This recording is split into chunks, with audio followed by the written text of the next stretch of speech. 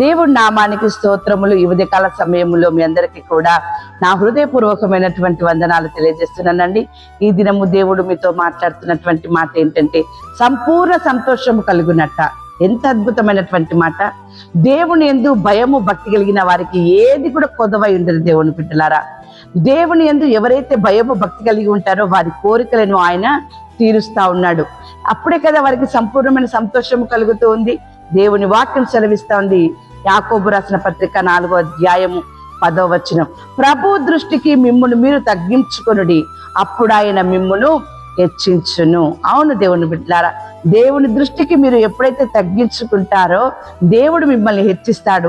ఎప్పుడైతే దేవుడు మిమ్మల్ని హెచ్చిస్తాడో సంపూర్ణమైనటువంటి సంతోషం మీకు కలుగుతా ఉంది. అంతేకాదు, ఆయన మాట్లాడుతున్నటువంటి మాట లేవికాండం 26వ అధ్యాయము 6వ వచనములో, ఆ దేశములో నేను మీకు క్షేమము కలుగజేసేదను, మీరు పండుకొనినప్పుడు ఎవడును మిమ్మును భయపెట్టడు, ఆ దేశములో దుష్ట మృగములు లేకుండా చేసేదను, మీ దేశములోనికి ఖడ్గము రాదు. ఎంత చక్కని మాట అండి!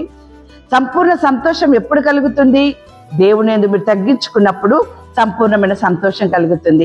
ఏంటి ఆ సంపూర్ణమైన సంతోషంలో ఉన్నటువంటి రహస్యం అంటే, దేశంలో మీకు క్షేమం కలుగుతుంది, శత్రువులు అనేవారు మీకు ఉండరు, అపాయము కలిగించేది ఏది కూడా మీ దగ్గర ఉండదు, మీరు క్షేమంగా ఉంటారు, ఎవరి భయము అనేది లేకుండా మీరు ఉంటారు అని చెప్పేసి ఆయన మాట్లాడుతూ ఉన్నాడు.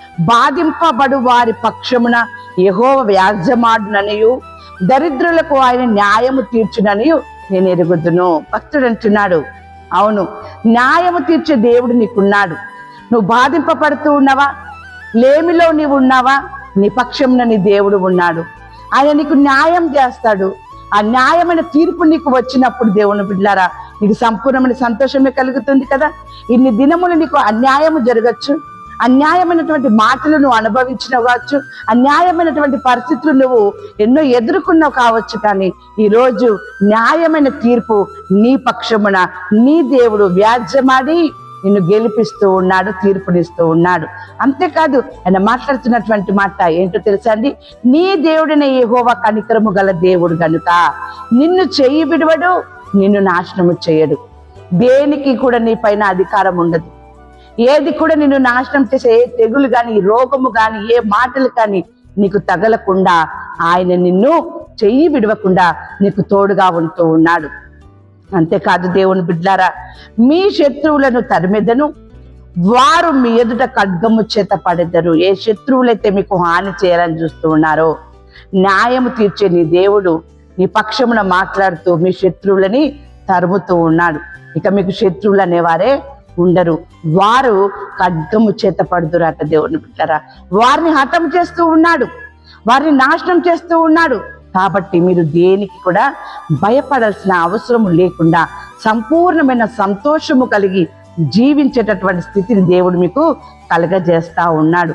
అంతేకాదు దేవుని బిడ్డలారా, కీర్తనలు 5వ కీర్తన 11వ వచనములో, నిన్ను ఆశ్రయించు వారందరూ సంతోషించుదురు, నీవే వారిని కాపాడుదువు గనుక వారు నిత్యము ఆనంద ధ్వని చేయుదురు. ఇంత అద్భుతం అండి! దేవుణ్ణి ఆశ్రయించినావు కదా, దేవుడు నిన్ను కాపాడుతాడు.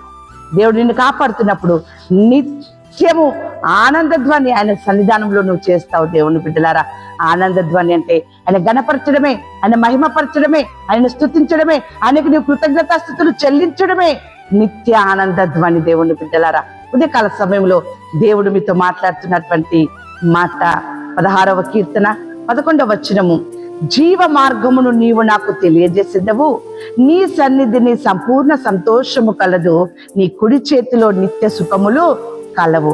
ఎప్పుడైతే నువ్వు దేవుని సన్నిధానంలో నిత్య ఆనంద ధ్వని చేస్తావో సంపూర్ణమైనటువంటి సంతోషముని కలగజేస్తున్నాడు. ఆయన కుడి చేతిలో నిత్య సుఖములు కూడా కలవట. దేవుడు బిడ్డలారా, ఆ రీతిగా నిత్యము నువ్వు సుఖించేటటువంటి స్థితిని దేవుడు నీకు, నీ కుటుంబానికి అనుగ్రహించి మిమ్మల్ని ఆశీర్వదించును గాక. ఆమేన్.